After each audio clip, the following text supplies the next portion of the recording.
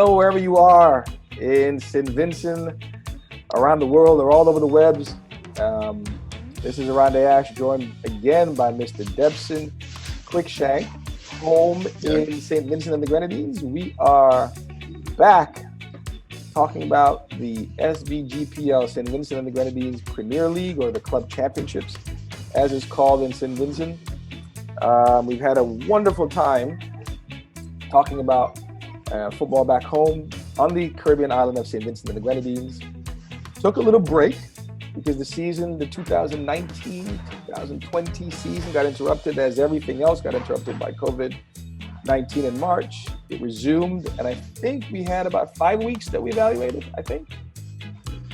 Yeah, 5 weeks, around 18 to 22. Okay, and again, a big congratulations to Hope International for winning the 2019-2020 Premier League of Club Championships in St. Vincent. One of the things we wanted to do, like they do all over the world, is name our best 11. This might be a point of controversy between you and me. I'm sure we're going to have, it's not a big enough league where there's a big variance. The players who stood out. But, you know, we want to get to that. Congratulate and highlight our top 11 for the 2019-2020 season, and also do our top 5 goals of the year as we've done throughout the year. So,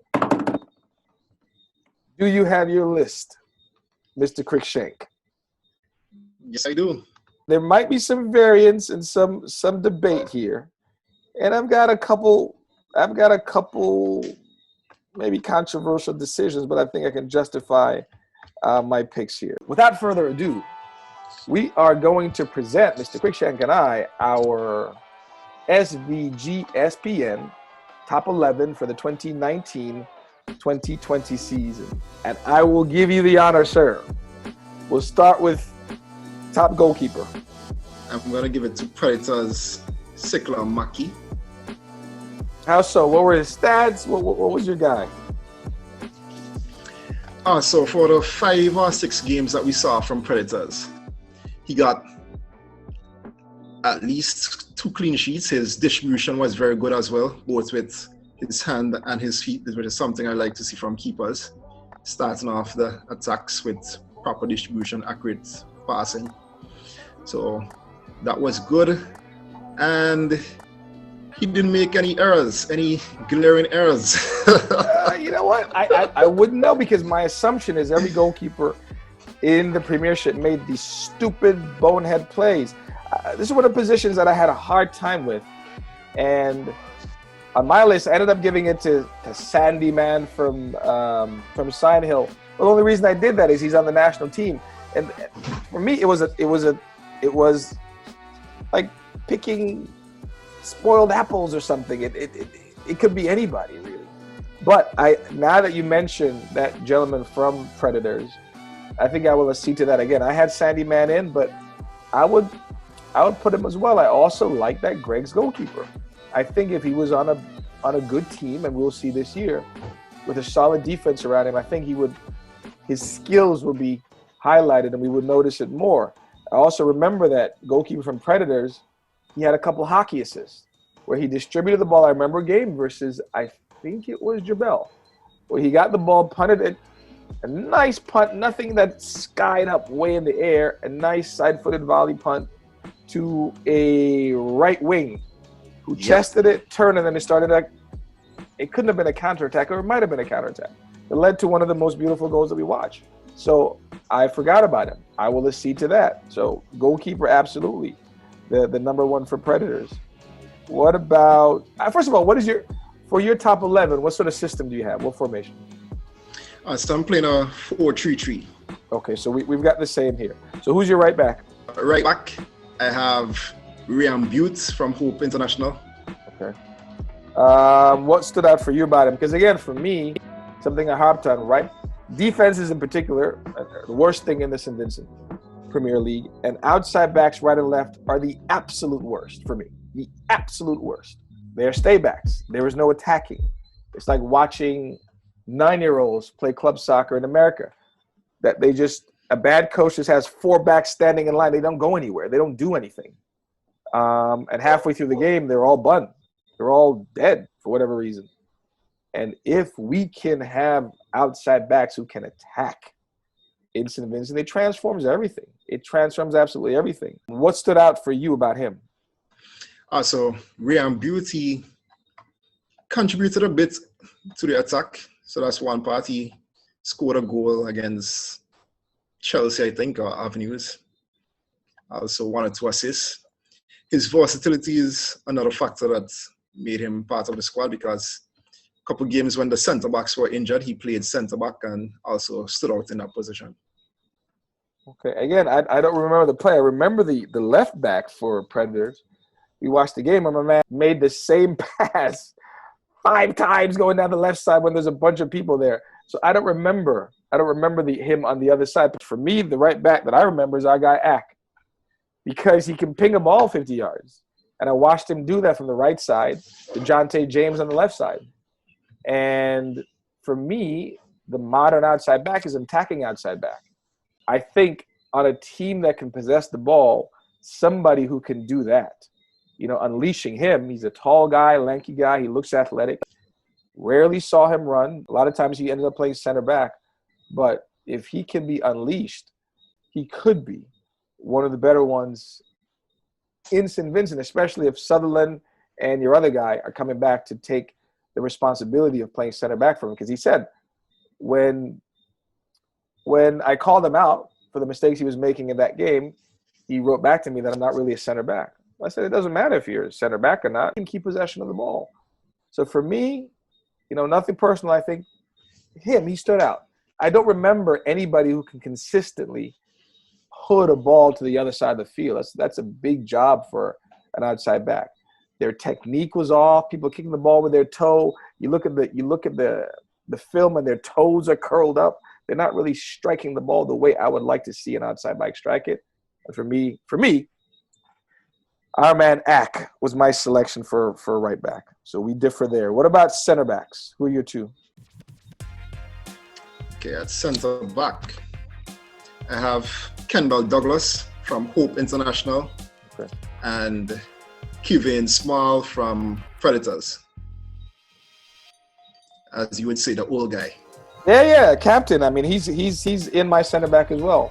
One of the better, more consistent, more stabilizing forces in the back on any team that I saw last year. Very calm on the ball. He knew what he was doing. He was always playing a step ahead, and he was relaxed. Even the opportunities he had to go forward a few times, he was doing it with success. So the captain for Predators, center back for me, he's on my list as well. And I've got a shocker for you. My other center back is Tian Gordon. I'm putting Tian Gordon as a center back because, again, I don't respect the backs in St. Vincent. So anybody better. There's something better. He's calm. He's organized. He's technical. And, I had to find other ways of getting other players into my top 11. So one of the ways I had to do that was to put him in the back so I can add more midfielders. I'm a midfielder by nature. I'm a center midfielder, born and bred. So I want to build my team a certain way. And I think having him as a stabilizing force, him and Cavane are both just simple players. So I think they will be a good complement to each other. And, one of them can step up without fearing that the other one is going to make the big mistake. So that's why I put Tian Gordon there. What about left back? I'm going to surprise you with this one as well. All right, at left back, I have Najima Borgin from Jebel. What was it about him that you liked? So in the Jebel formation, they played 3 defenders, 3-4-3, I think, formation. So in terms of the one-on-one play, he was good there. He shut down most wingers that he came up against. I think he has good speed, good strength as well. And he's actually a natural left footer, which is not always the case in terms of left backs here in St. Vincent. All right, my pick for left back, coming out of left field, coming out of nowhere. I'm putting my man Jamar Jukes from Hope International at my left back again because I do not respect any of the outside backs in St. Vincent. I don't. I'm gaining respect for Johnny Ackley. But that goal that he scored, that one-timer from the right side, near post against, remember who it was. That is the kind of run and the kind of position that an outside back can be. And he's an athlete. He makes simple decisions. And again, the way I picture outside backs, they are not people who you're called on to be forceful and making these hard tackles. They're offensive-minded players. And I think he could be that. You don't need them to track back all the time and break people's legs. You're a player. And I'm looking for players in the outside back position when I build a team. And for me, I needed to find a way of getting him on the field because I think my 3 midfielders and my 3 forwards are a little bit more technical and probably better than him. But I respect his game. Specifically, that goal stands out for me. How you're able to make an overlapping run. They find you and you can finish it one time like that was impressive to me. And again, I don't have a whole lot of respect for outside backs in St. Vincent, so I think any athlete can play there. So my man Jamar Jukes. All right. So that's our back 4 and keeper. I definitely take your keeper over mine. We both agree in Cavane Small in the middle, and we differ at the other center back and certainly left back. What about your midfield 3? So I have Jaron Dapwell in the number 6 position, defensive midfield. And in front, I have 2 attacking midfielders. I have Brad Richards from Hope and Cortland Williams from Predators. I have Jaron Dapwell and Brad Edwards as well. And for me, when I set up my midfield, I usually have 2 holding mids and then 1 attacking mid, but they have the freedom to make things happen and move wherever the play necessitates them to go. But in front of them, so I think Brad and Jaron, and then I'm putting Terrence Joseph in front of them. I would love for teams to go back to the most dangerous player being somebody in the middle of the field. There's this trend over the last 15 years of putting the danger players on the wings, which I understand the logic. If we can keep possession of the ball, we isolate a strong, fast attacking player like Illich for Atalanta. He's on the right side. We've drawn everybody over to the other side of the field. We're able to switch the point of attack and you go 1v1. I didn't see that enough for Jabel last year. Or when Terrence Joseph had the ball, he's taking on, which he's capable of doing, taking on multiple defenders, but it's unnecessary. It's absolutely unnecessary if you have 2 smart players in the middle behind him, like Brad and Jaron Dapwell, who can switch the point of attack, who can keep the ball moving. And then you're in a prime position in the middle of the pit to then go wherever you want. You're more dangerous. I don't agree with having, specifically in St. Vincent, having dangerous players on the side. You're turning them into players that can only see 180 degrees rather than 360. And I think he's good enough to be able to make decisions 360. Now, would I be worried that he can't make the final pass? Yeah, because I have rarely seen him do that. His brother actually was the one that I saw make more penetrating passes in the final third once they crossed midfield for Jabel. I saw his brother do that more, looking for Terrence. But I like the idea of a player like that getting the ball, middle of the pitch, on the offensive side of the half circle, and then being able to go left, right, middle, front. Do I think he has the ability and the vision to keep his head up and make those final passes? I didn't see it, but that doesn't mean it's not there. And with a coach like me running this 11, you know what I'm saying? I'll get it done. I'll make sure that he gets it done. Get from there as Nash gets the footing with the push. That's away a little bit. It's now still with the hip. Dapwell gets it to shoot. Oh! It's the goal! For me, that was that Jaron, was smart. Brad, for me, was one of the more complete midfielders. He seemed like a box-to-box guy. He can finish, and he's simple on the ball. So that was my midfield 3 there. Any issues there? Nah, I like it. Okay. And you said the right word there with Brad, box to box. And including Terrace into your attacking midfield position. I've actually played with him, little scrimmages and stuff. And he's nice in there. He has a lot of off the ball movements. And from playing midfield, I like players that when you're in midfield, your teammates, they always give you options. Right. If you just look in a gap, you could actually pass the ball without even thinking they are there. And I think Terrace can be one of those players. So, nice pick. You probably gave Jibel some things to think out there. Man, I think he needs to be in the middle of the pitch because, again, the most dangerous player on the ball last season. So why not put him in a position where he's going to attract and suck all the attention? And hopefully he's smart enough to recognize. And again, I didn't see enough of that. Perhaps it's because where he was playing and the way the team was playing. When he got the ball, there was a lot of going at people. And I get that logic. That's the way the game is trending. Those technical players, put them on the side so when they lose the ball, they don't cause a whole lot of danger. If they lose the ball on the wing, so what? You can try to drop back and try to keep the ball there against the sideline. Him losing the ball in the middle of the pitch, it's a more dangerous counterattack. But I also think about it the other way. Him getting the ball in the middle of the pitch is attracting attention and eyes, making the other three guys, the other three attacking players, dangerous. Who are your front three? So my front three, I have Zidane Sam on the left.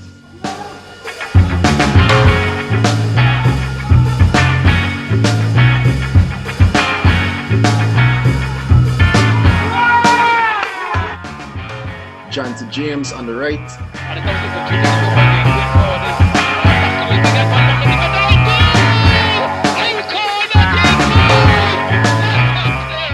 And Trezine Da Souza in the middle. Who of those three surprised you most last season? I think Jonte James and Sam were top 5 scorers. I don't know if Souza cracked the top 5, did he? He was up there in terms of scoring as well. So, but who surprised you last year? In terms of surprises, I know Zidane is a natural goal scorer. He always scores, but in terms of being the top scorer, and by some distance as well, even playing on a team that was relegated, that was quite impressive. In terms of Jonte James, I know at secondary school level, he was very impressive. He was playing quite well. He kind of disappeared for a year or two. So it was a bit of a surprise to see him back at a high level last season. And I'm hoping that he's going to be there bringing even greater things for the season. Trezine Da Souza, again, another good scorer. Good runner off the ball. Always willing to make those runs. What I saw additionally from him last season was his ability to hold up the ball and get his midfielders into play, knocking it back for Terrace Joseph and Terrison. So that's something that I liked from him last season. Okay, so I think we agree on most things midfield and up. We differed a couple but I take your pick as goalkeeper now that I think about it. So again, for me, I take your pick from Predators as a goalkeeper. I've got Ack at right back. Again, Jamar Jilks at left back because, again, I think any athlete can play those positions in St. Vincent. We don't necessarily need a big, husky, knock you down, break your leg person because that's not how the game is trending. I've got Tian and Cavane at my center backs just because of this part. They both seem very highly intelligent, very calm on the ball, and I think, again, with all the mistakes that we saw between center backs and goalkeepers, I don't think that would happen with them there. They would take over. And they seem a little bit older. A lot of these kids are 19, 20 years old. Those guys seem to be in their mid-20s, or in the case of Cavani, he looks like he's my age, 45. But he's playing like a young man. Brad and Dopwell, definitely two of the better midfielders, at least in my opinion, in the league. I'd put Terrence Joseph in front of him to attack. and we've got those same front three.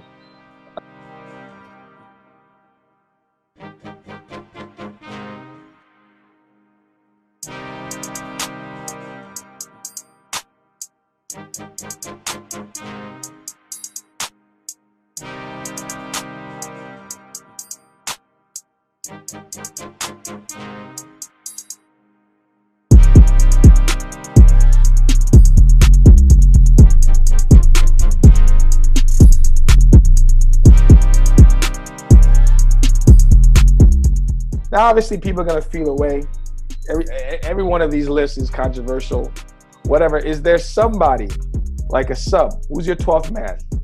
Who did you agonize over adding, but then you had to make the tough choice not to? I didn't have Terrace Joseph, so that was one person who I was thinking about in terms of putting into my squad. And centre back from Jebel, I think it's Maki. Oh, that's the gentleman that, again, was with Travis Frazier and Shamal Reed. Is part of my program in Barley since he was 8 years old. But he turned out to be a stabilizing force in the back. Again, I always tell my defenders, if nobody's talking about you, then you did a good job. And that's I don't remember a game where we said, oh my God, Mackie did something stupid. You know what I mean? So to me, that's at least on the St. Vincent level, that's the best compliment, because there's so many freaking games where we go, why the hell did the defender do this, that, or the other? And I don't remember saying that about Mackie. But there's also a player, I can't remember his name, I think it's number 17 from Predators. He's a big, at least he looked like a big kid. Reminded me of U.S. player Eddie Johnson. And it's Alpheus Medica. There you go. That guy. I would just find a place for him because, again, I have no respect for outside backs in St. Vincent because they're stay backs. I'd put him as an outside back or find a place for him in the middle of the field because he seems like a really good athlete. Now, I'd find a place for that guy because he seemed like an athlete, if it's the guy that I'm thinking about. What about our goal of the year? Ladies and gentlemen, may I have your attention, please? One, go! I think the goal of the year is a very easy pick. Tyrese Dixon, round 22, Sand Hill. Absolutely. For people who did not see that, we're going to show that right now. Inside, he is crossing over, looking for Dixon. Dixon, chest!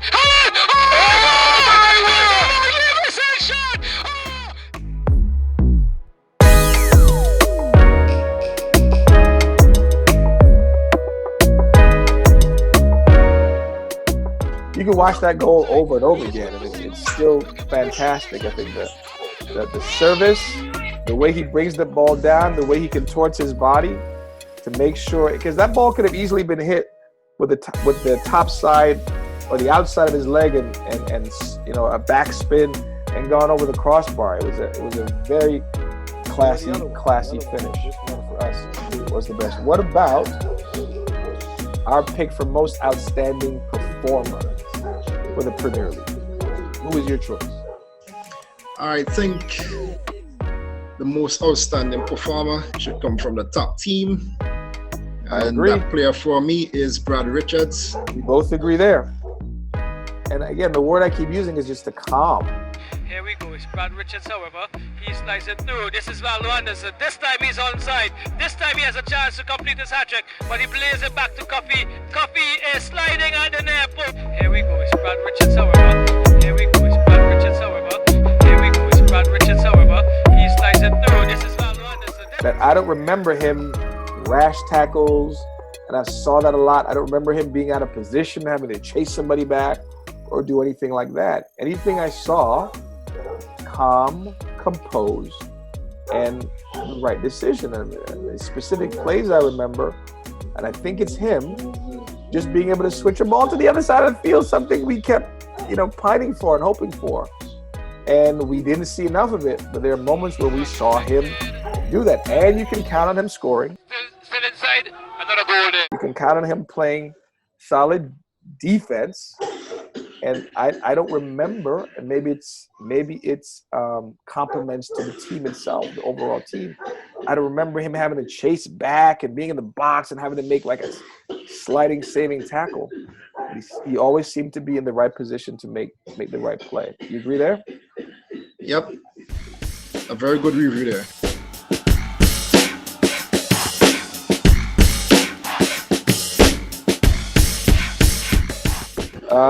Anybody else who was just right under him? I think Jonty James had a very big impact for System 3. He created some goals for himself, and also his running created opportunities for goals for his teammates as well. All right. So again, that was our recap of the 2019-2020 season with a big COVID break in between. You've also mentioned your previews for the upcoming season. You think Hope returns to the top, wins it all? Hope, Jebel, System 3, Jebel, System 3, Predators, and then Leyu. Which might be controversial. So a lot of pressure on Leyu. All the people on Leyu, Debson is picking you, so y'all better show out. He watched you last year. He said his team danced around y'all. Like defensively, y'all were not, maybe right up there, but offensively, we're looking forward to what those guys can do. What about trends?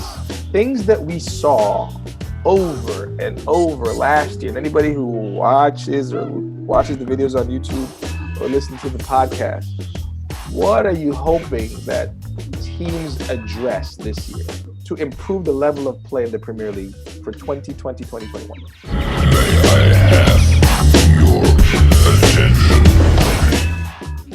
Okay, some of the things that I'm looking forward to seeing the 2020-21 season. One, set pieces. That was an era that was quite disappointing for me. And the people who know me, I don't know, I probably wasn't that good, but one thing I could kick. So that's a key era for me. So services, you mentioned kicking, so services were poor. We talked about that, specifically corner kicks. That the corner kicks go 20,000 miles up in the air. Or the free kicks themselves go 20,000 miles up in the air. We talked about driven balls that are sent to a target with pace, maybe about a little higher than the crossbar, and the ball starts coming down to the point where somebody can attack it. And glanced off it. I remember Jabel, Tian Gordon. Cross comes in, head going up. Oh! Remember in the game, Sign Hill versus Avenues. Sign Hill wins the game on 2 set pieces. It's definitely a point of focus. The good teams pay attention to these things. And these things can be easy goals in St. Vincent because of the awfulness of the goalkeepers and the lack of communication and organization of the defenders. So definitely agree with you there, set pieces. Secondly, more emphasis on possession of the football and building up the play. Yes, sometimes you need a quick counter, the one long ball straight out of the defense, but more emphasis on building up the play, getting the midfield involved, keeping possession of the ball. So when our players get to the national level, they'll feel comfortable on the ball. They'll be able to keep possession and be more competitive against the Panamas and Costa Ricas and Mexico and USA and all the others. Now, again, I think we've gone over and we understand the logic. So we both agree that defensively we struggle overall in St. Vincent on all levels because there is a tradition, and you mentioned it, of the big, strong, non-technical defender who's just rugged and tough and is going to make a tough tackle. And hopefully that starts going out the window. And you mentioned that you teaching your kids at Sparta to build, to play, that the most accurate passers on your team should be the defenders because you're not asking them to make long, dramatic, dangerous passes. It should be short, 5-10 yards, just keep the ball moving around the field. One of the things that I want to see in terms of that build-up is I don't want to see punts. I don't want to see punts. Why? Why are we punting the ball for the most part? You go back and look at those tapes. You're punting the ball and the other team gets it. Why do that? One of the things that we have in St. Vincent, we say this, is the speed and the ability to counter, the ability to when there is space, go into space. I remember watching System 3, that 9-0 drubbing of Beckway. Most of the goals were counterattacks. And you're fast enough, Jonte James and whoever else was there, to run by the other teams, especially the bad teams.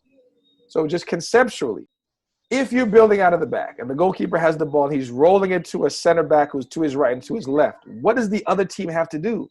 They have to come on your half of the field.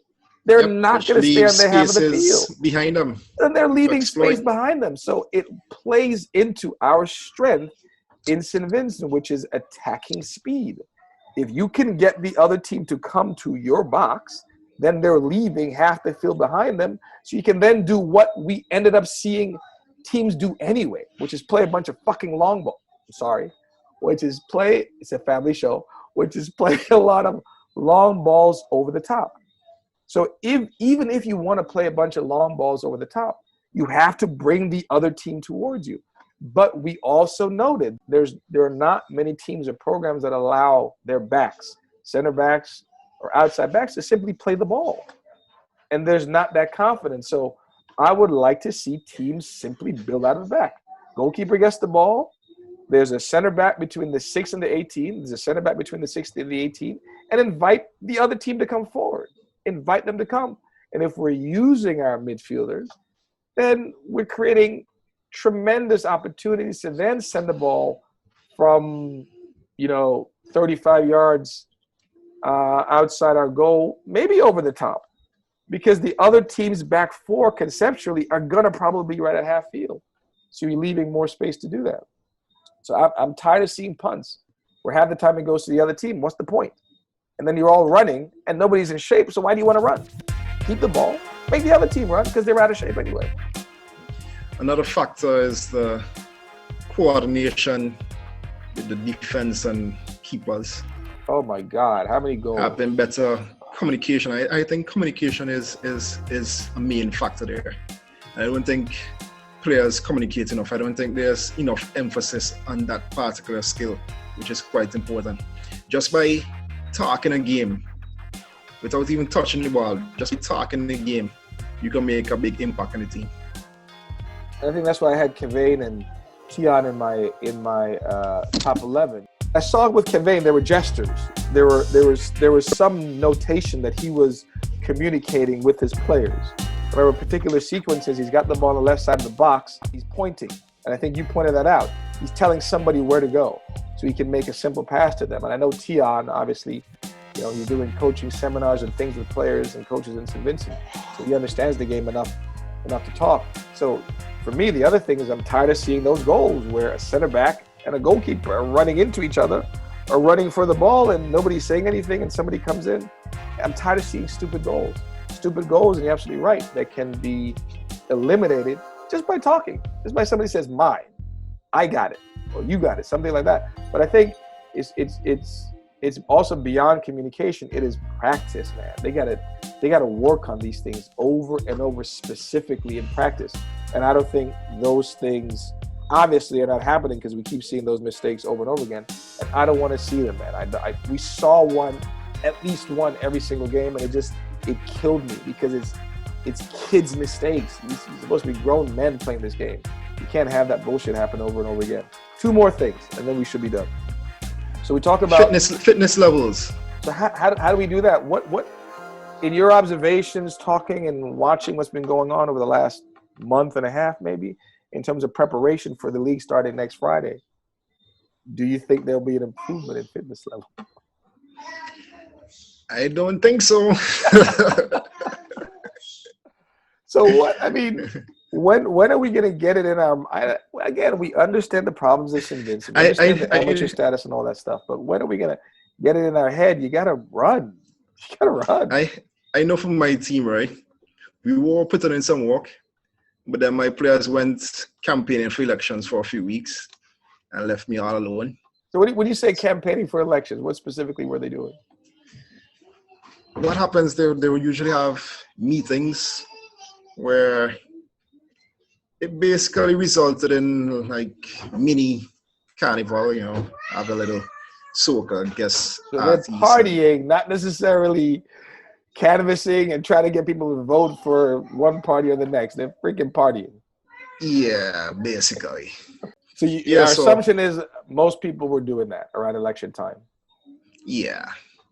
Um, So for my team in particular, I don't think we're any fitter than we were last year. So it might be the same for most other teams as well. So that's definitely an issue, because if you look at the games when it gets to 70 minutes, they're done. And that's when those yeah, stupid mistakes are happening. It's just like 2 or 3 players maybe on each team that's still moving. And it's compounded by the fact that we just kick the ball. If we're kicking the ball, we kick the ball because we're tired. If you were fit, you would pass the ball and move off your pass. But because you're not fit, there's a part of your mind that says, let me do the simplest thing, which is get rid of this so I don't have to run. But the person you're passing it to, if it's a forward, you've been doing that to them for 70 minutes, they can't run anymore.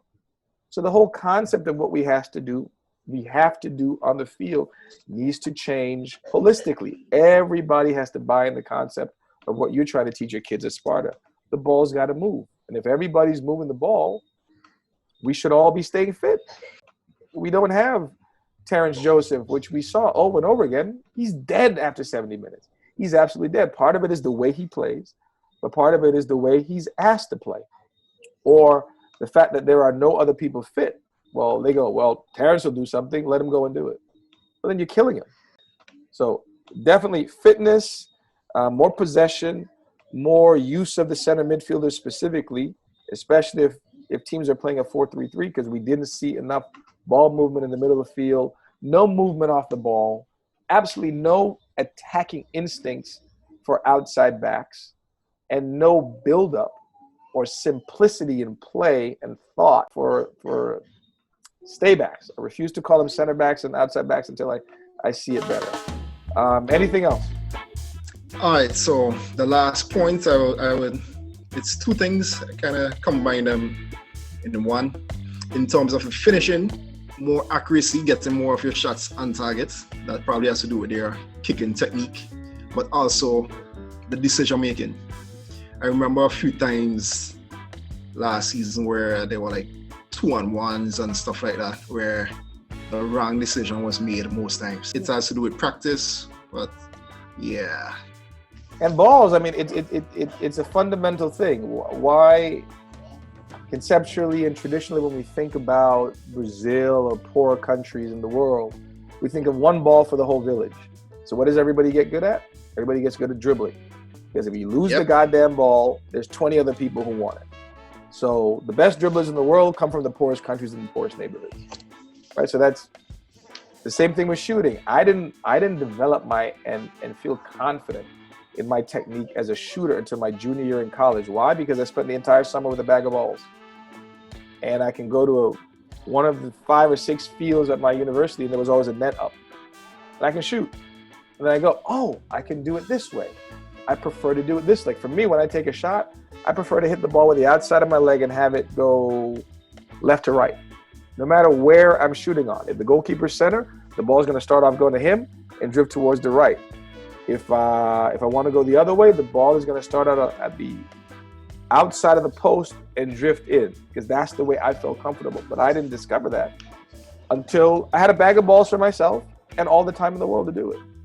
So part of that, I think, is just, it's like shooting a basketball or something like that. If you got a basketball around you all the time, your handles get better. So part of that, I think, it's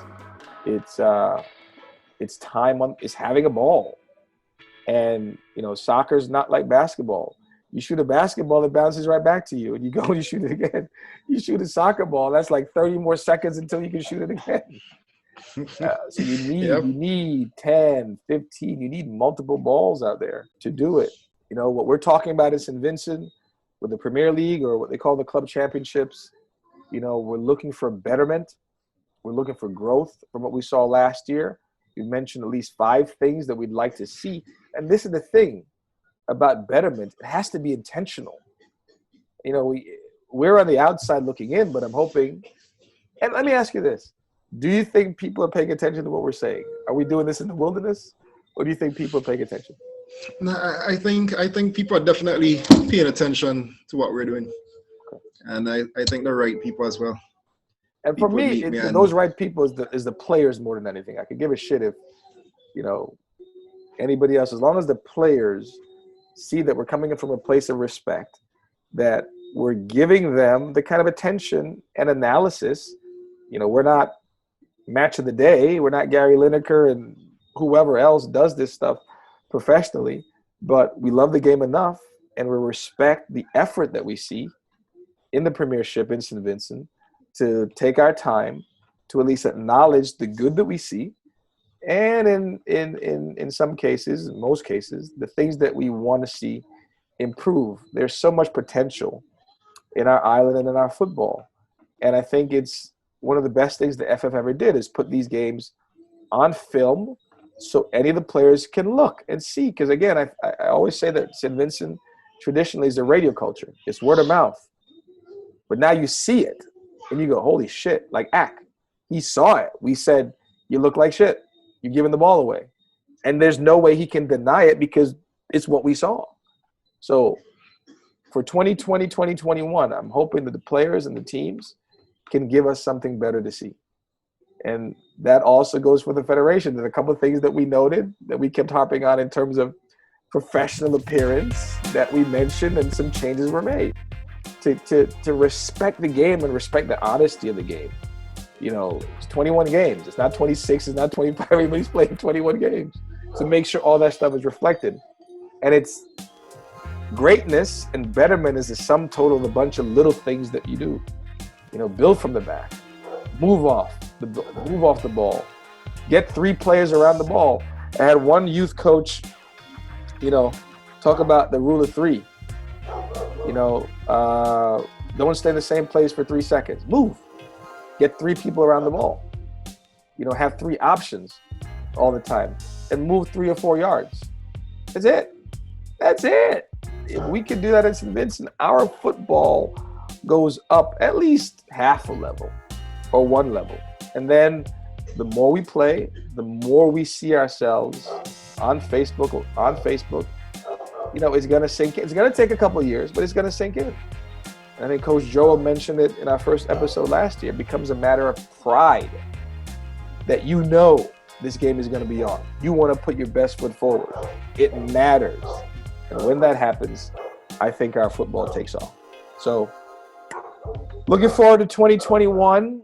It starts next Friday night. System 3 versus Hope and Leu versus Avenues. Okay, it's 2 games we're definitely going to review. And SVGSPN is going to try to be there, at least every week, talk about the league, highlight the players. This year, I hope we can get more coaches, more players on to talk, or even people from the federation to talk, to make it interesting. Yeah, definitely looking forward to the new season. And I think it's definitely making a difference, impact on the players and the coaches, hearing the reviews and looking at the highlights and trying their best to improve with each game. All right, we teased it last time. Are we going to get something for this top 11, like a shirt or something? We got to reward these guys for the work they put in 2019, 2020. Maybe we get some gear or a ball or something to all of these guys. We'll figure out something. There's enough gear in St. Vincent with the 5 or 6 barrels that have gone down there over the past 2 months. We get some stuff to these 11 players to show them that we respect, appreciate, and care about what they're doing. Definitely. Again, the season starts November 27th. Coach Debson and I will be there to review. In the meantime, follow the SVGPL Premier League, or what they call the Club Championships, on Facebook. Continue to listen to podcasts on Anchor or Spotify or Apple Podcasts, wherever you want to listen to your podcast. Certainly visit our YouTube page where these videos will be. And we hope to continue seeing you as the season progresses. SVGSPN is out.